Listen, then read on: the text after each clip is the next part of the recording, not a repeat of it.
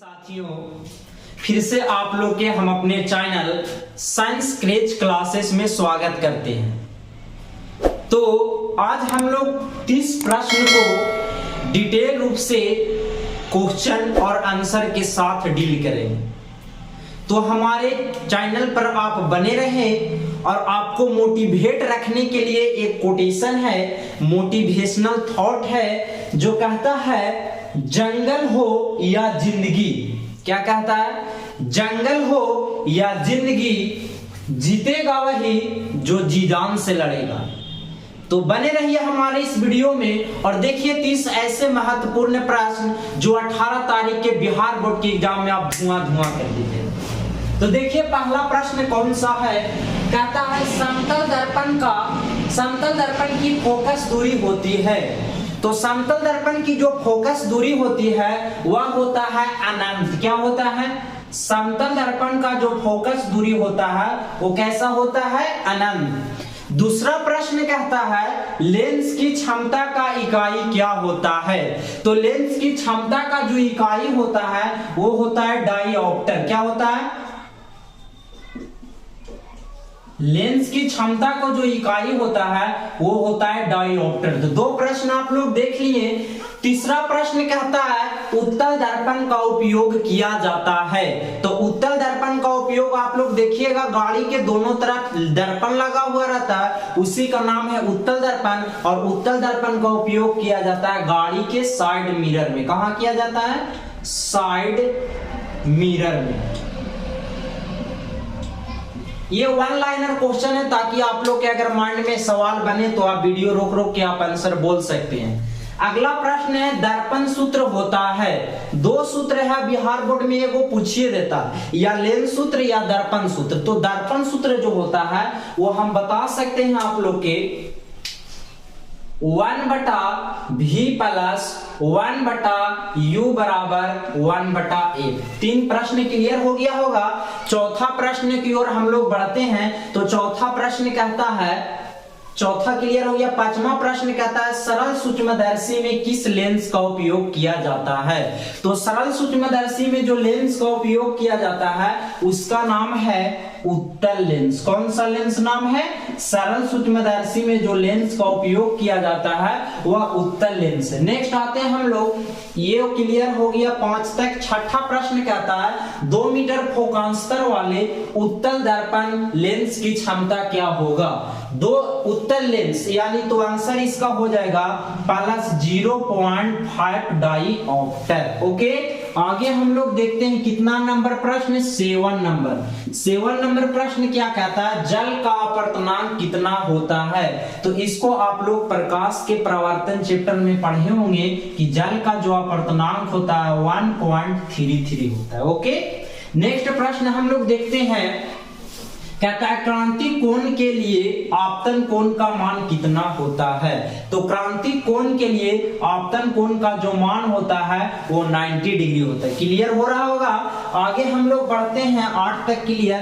दाढ़ी बनाने में कौन सा दर्पण का उपयोग किया जाता है।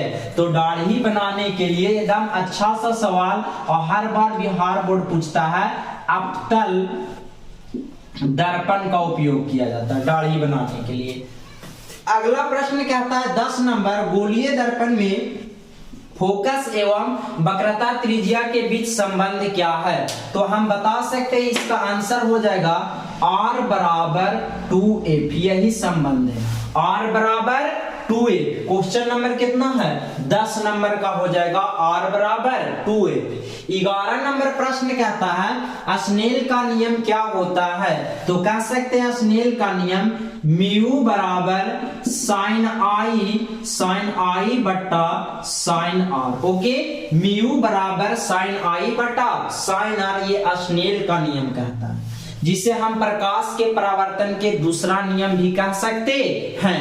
अगला प्रश्न हम लोग देखते हैं 12 नंबर, कहता है वर्ण विक्षेपण में किस वर्ण के प्रकाश सबसे अधिक विचलित होता है। तो आंसर इसका हो जाएगा वैगनी। क्या हो जाएगा? वैगनी। अगर कहता तरंगधारी तो आंसर हो जाता लाल। समझ में आया होगा आप लोग के। अगला प्रश्न है 13 नंबर, कार्बन क्या है? तो कार्बन एक प्रकार के अधातु है। क्या है बाबू? कार्बन एक अधातु है जिसका परमाणु संख्या 6, द्रव्यमान संख्या 4 और संयोजकता C होता है। अभी देखिए इसमें और कार्बन के 3 अप्रूप होता है। कितना अप्रूप होता है? 3 अप्रूप। हीरा, ग्रेफाइट, फ्लोरीन। हीरा, ग्रेफाइट, फ्लोरीन। क्लियर हो गया? आगे बढ़ते हैं हम लोग। 14 नंबर प्रश्न कहता है पारिस्थितिक तंत्र में ऊर्जा का प्रवाह होता है। तो पारिस्थितिक तंत्र में ऊर्जा का प्रवाह जैसे देखिएगा एग्जांपल के लिए, ये हो गया घास, ये हो गया हिरन और ये हो गया मानव। ओके, तो मानव किसको खाएगा? हिरन को। हिरन किसको खाएगा? घास के।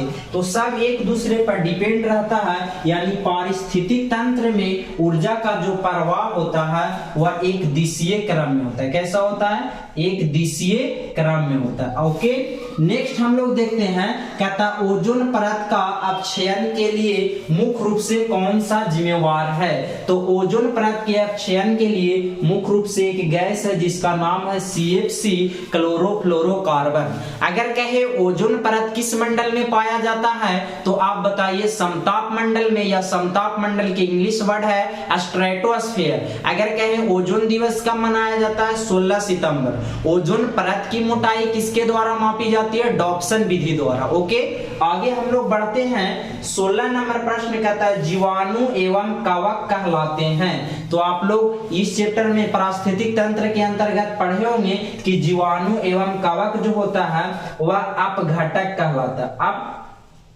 घटक कहलाता है। क्या कहलाता है? अपघटक। अगला प्रश्न कहता है एक लेंस की क्षमता +5 डायोप्टर है तो यह किस प्रकार का लेंस होगा?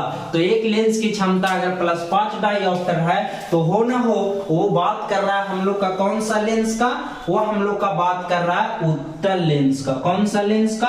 उत्तल लेंस का ये बात कर रहा है। नेक्स्ट आगे बढ़ते हैं हम लोग। कहता है एक स्वच्छ के लिए दूर बिंदु कितना होता है? तो अगर दूर बिंदु कह रहा तो इनफाइनाइट यानी अनंत हो जाएगा, और अगर कहता निकट बिंदु तो आंसर हो जाएगा 25 सेंटीमीटर। ये हो गया 18 तक प्रश्न। 19 नंबर कहता है दांत के ऊपरी परत होती है किसका बना होता है? तो दांत का जो ऊपरी परत होता है वह इनामेल का बना होता है। किसका बना हुआ रहता है? इनामेल का।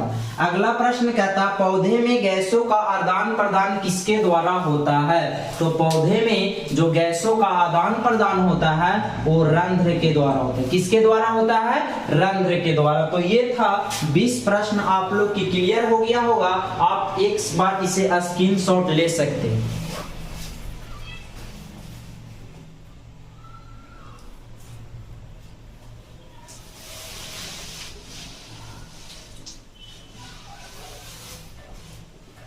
आप लोग स्क्रीनशॉट ले लिए होंगे। तो हम लोग बढ़ते हैं अब 21 नंबर प्रश्न में। कौन सा प्रश्न में? 21 नंबर। 21 नंबर प्रश्न कहता है यहाँ पे अष्टक नियम किसने दिया था? तो अष्टक नियम देने वाला वैज्ञानिक था जिसका नाम था न्यूलैंड्स। क्या नाम था? अष्टक नियम किसने दिया था?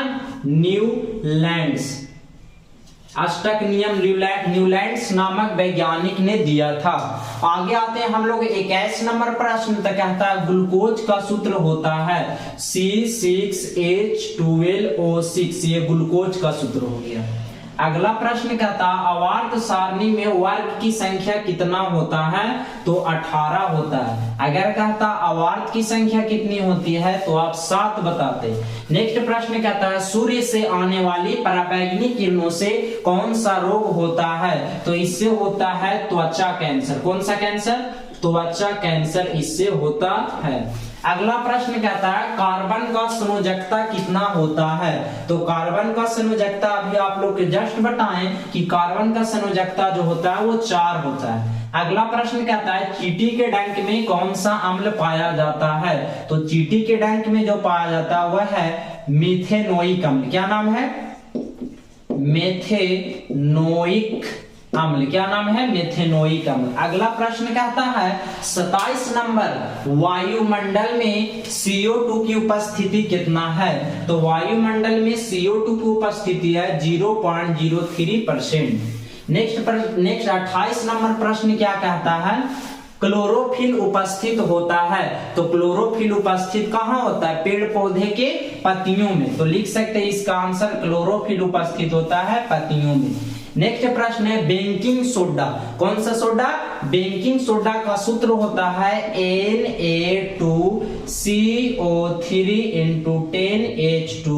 ये बेकिंग सोडा का सूत्र हो गया। अगला 30 नंबर प्रश्न, जो लास्ट प्रश्न है हमारा, समीकरण CaCO3 से टूटकर बन रहा है CaO प्लस CO2, ये किस प्रकार का अभिक्रिया है? तो देखिएगा इधर एगो है और इधर दो गो बन रहा है, तो इसको हम कहेंगे वियोजन अभिक्रिया। कौन सा अभिक्रिया?